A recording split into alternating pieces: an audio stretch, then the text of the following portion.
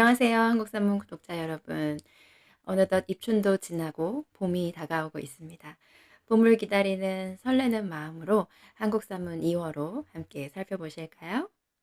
한국산문의 문을 여는 이달의 시는 육근상님의 가래울, 그리고 권도 에세이는 도종환님의 한 명의 죽음, 네 명의 죽음입니다.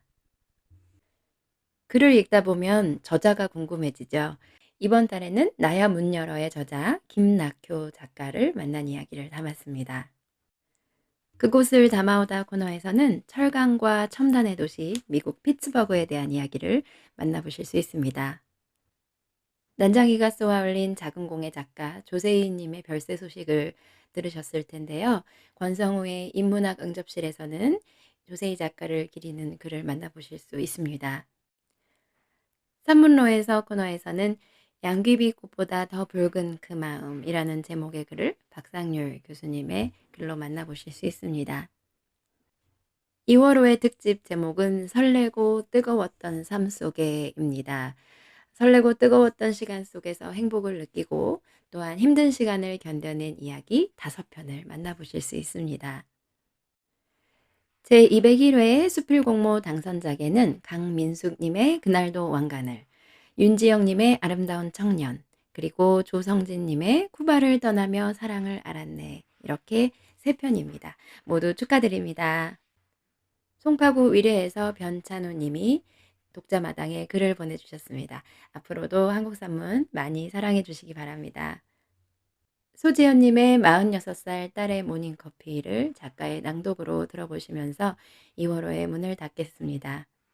낭독 후에는 이원규 시인이 드론으로 담은 섬진강의 여명을 감상하실 수 있습니다. 그럼 저는 3월호에 다시 찾아오겠습니다. 감사합니다. 46살 딸의 모닝커피. 소지연. 눈을 돌려 먼 곳을 바라본다. 갈 사람은 어서 가야지. 웅얼대는 내게 차량으로 향하던 딸애가 돌아와 어깨를 감싼다. 오늘 아침 뉴욕행 비행기는 정시에 뜨나보다. 슬그머니 몸을 빼자. 왜 또 엄마. 깊숙이 들여다보는 큰아이. 그렇게 힘들었냐며 미안한 표정이다. 그간엔 서울 샌프란시스코 간을 젊은이 양 졸랑거리고 다녔건만 이번 자리바꿈은 만만치 않았다. 요란한 시차에 변이 바이러스라도 걸렸나 싶게 곧불까지 맞았다.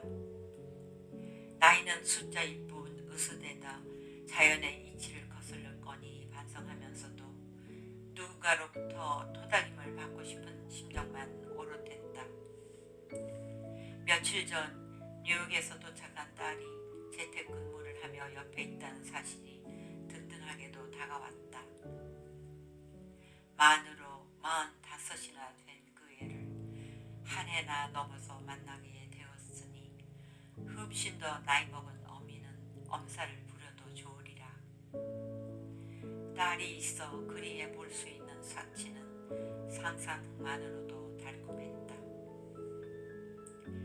애석하게도 그의 쪽은 경황이 더 없어 보였다.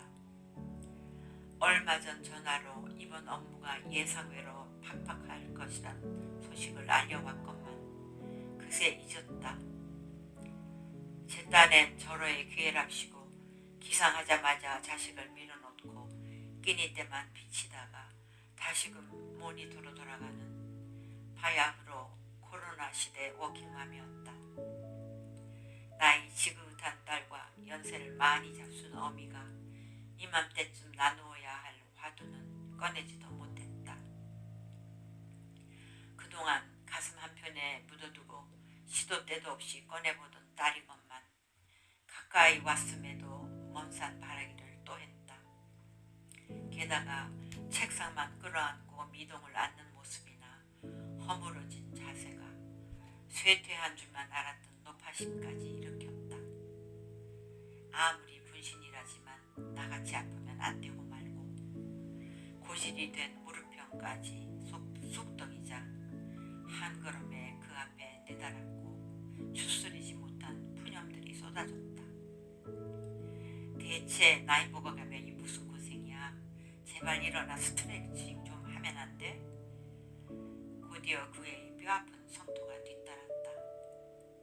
이번엔 더더욱 그냥 둬주리사 부탁하지 않았나요? 엄마는 아직도 진정한 사랑과는 거리가 멀어요. 워낙에 할 말은 하고 많은 그 애였다.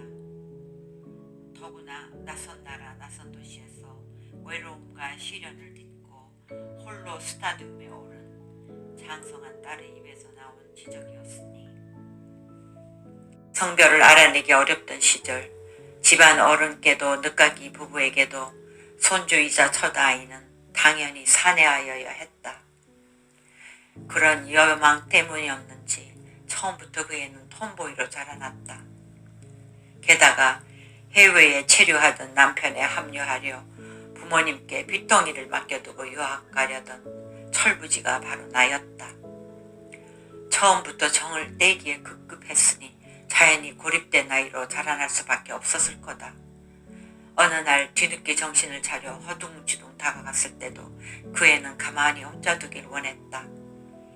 세세한 보살핌을 기대하기보다는 모든 걸 홀로 헤쳐나가고 싶어 하던, 그래서 방심하면 몰래 외롭기라도 할 것 같던 아픈 손가락이었다.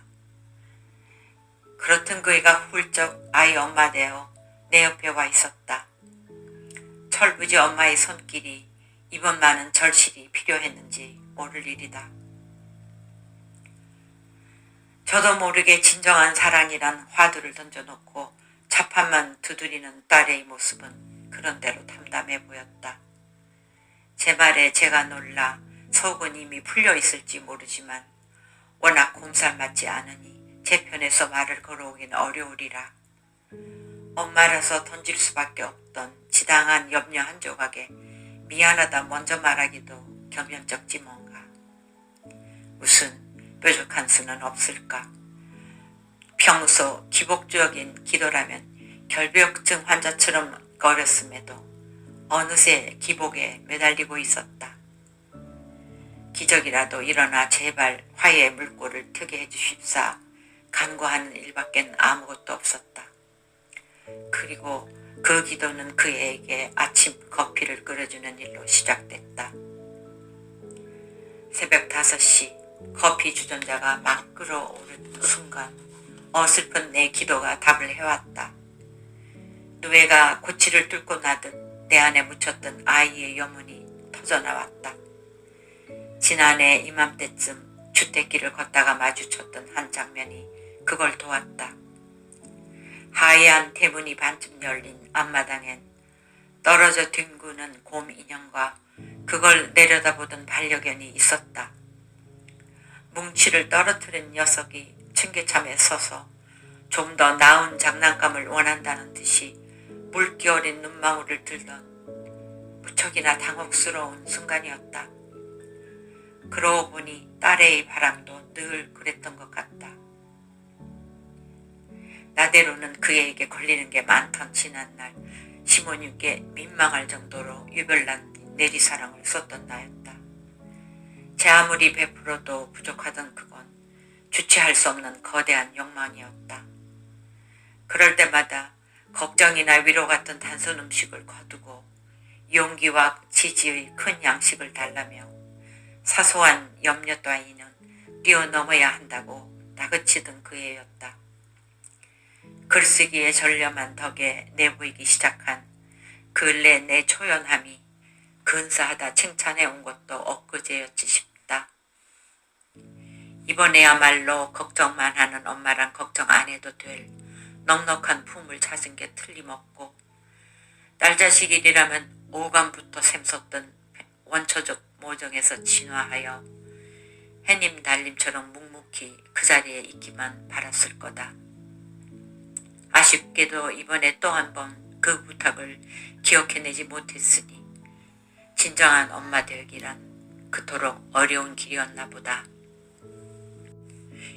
여명이 비치려면 까마득한 오전 4시, 뒤척이는 외손녀를 잡재우고 거실 일터로 향하는 발걸음이 저벅된다.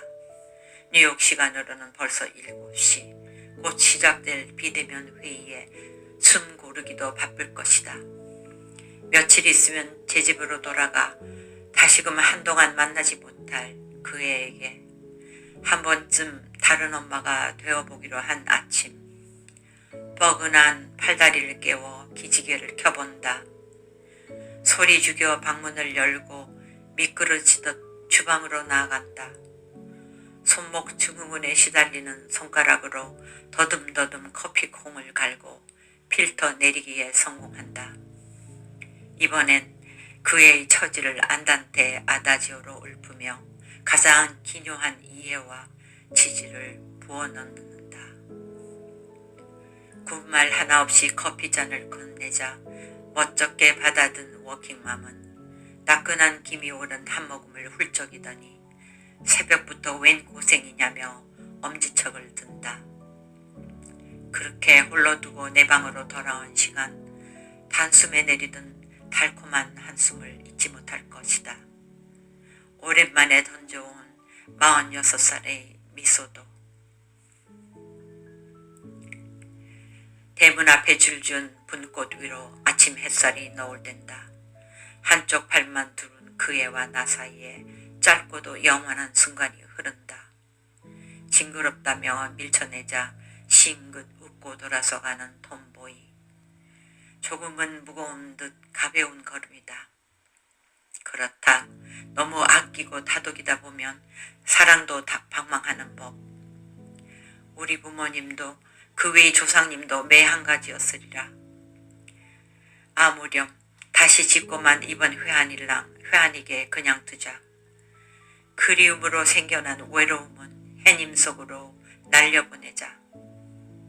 그 애가 떠나고 난 늦은 아침 모닝커피를 내려 마신다. 쌉쌀하고 달콤하다.